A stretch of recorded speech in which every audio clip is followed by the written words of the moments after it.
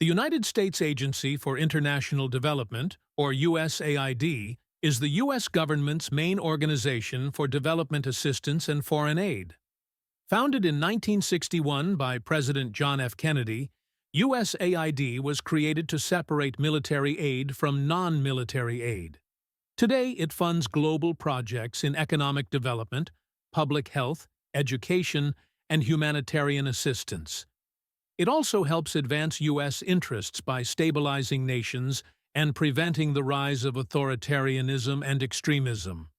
One of USAID's primary responsibilities is responding to international crises. In 2023, it provided humanitarian aid to Gaza and offered substantial support to Ukraine amidst its conflict with Russia. The agency also funds programs to counter China's growing influence in developing nations. But what does USAID's budget look like? With an operating budget of around $40 billion, USAID represents less than 1% of the U.S. federal budget. In 2023, it supported almost 130 countries. The agency employs over 10,000 people, with two-thirds working abroad. Most of USAID's work is carried out by nonprofits, academic institutions, contractors, and foreign governments. The agency prioritizes public health, disaster relief, democracy promotion, and long-term economic development, and has led responses to crises like the Ebola outbreak in Africa and post-conflict reconstruction efforts.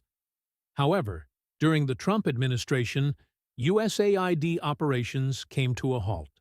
The Trump administration ordered a freeze on USAID, with all employees placed on administrative leave. An internal memo said only a select few would remain working.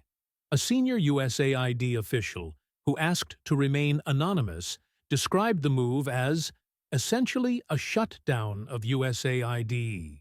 This decision followed an executive order by Trump on his inauguration day, freezing all U.S. foreign assistance for 90 days. The freeze crippled USAID's ability to carry out essential relief efforts. The agency's website went offline, headquarters were closed, and employees were told to work from home. As a result, several important initiatives came to a stop. In Pakistan, the reconstruction of police stations damaged by floods was suspended. In Afghanistan, a program to educate girls faced closure under Taliban rule. Many other aid programs providing food, medical supplies, and other essentials to vulnerable populations were disrupted. This freeze also had a significant impact on contractors and NGOs that rely on USAID funding, particularly in conflict zones and impoverished regions. But the situation didn't end there. The Trump administration also proposed merging USAID with the State Department, a move that critics say would politicize humanitarian aid and weaken USAID's independence.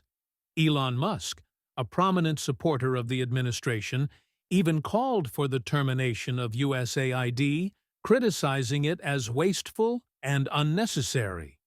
Despite not holding a formal government position, Musk's influence has raised concerns among lawmakers.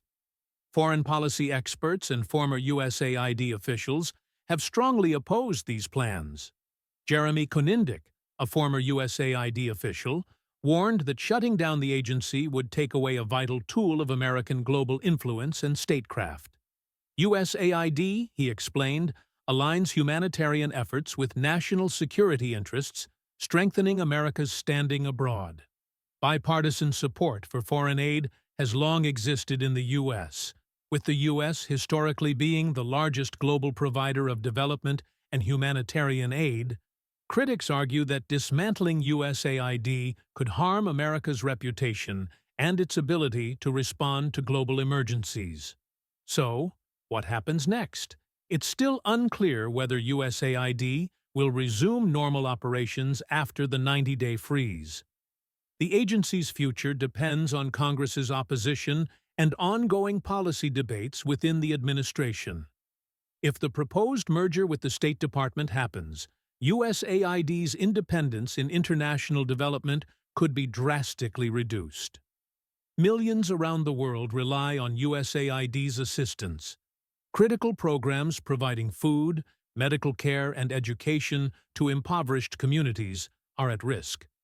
The decision to freeze USAID's operations may have long-term consequences, reshaping America's role in global development for years to come.